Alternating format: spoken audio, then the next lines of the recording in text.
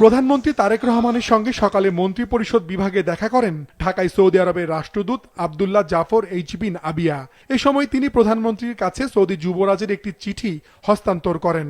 আলোচনা হয় দ্বিপাক্ষিক বিভিন্ন বিষয়ে। পরে পররাষ্ট্র মন্ত্রণালয় সংবাদ সম্মেলনে জানানো হয়, চিঠিতে সৌদি যুবরাজ প্রধানমন্ত্রীকে দেশটিতে সফরের আমন্ত্রণ জানিয়েছেন। আলোচনার মাধ্যমে সফরসূচি চূড়ান্ত হবে বলে জানান পররাষ্ট্র উপদেষ্টা। Not only that the Prime Minister has been invited to visit the Kingdom of Saudi Arabia, but also the Crown Prince has extended his interest to visit Bangladesh.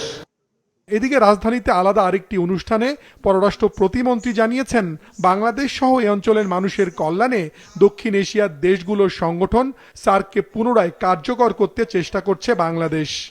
I have spoken to all the member states separately, one-on-one, and all of them were very positive about revival of SARC. So now I think it's about time that we put our wishes and our intent.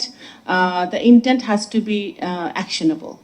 SAARC ও বিমস্টেক এ দুটি আঞ্চলিক সংগঠনের সাথে বাংলাদেশ আছে বলেও জানান তিনি। বলেন, দুটিকে প্রতিযোগী নয়, সহযোগী হিসেবে বিবেচনা করে Dhaka. Bangladesh does not need to choose between SARC and BIMSTEC. BIMSTEC connects South Asia with the Bay of Bengal and Southeast Asia. SARC represents the broader South Asian regional identity, including countries that are not part of BIMSTEC. These platforms should complement each other, not compete with each other.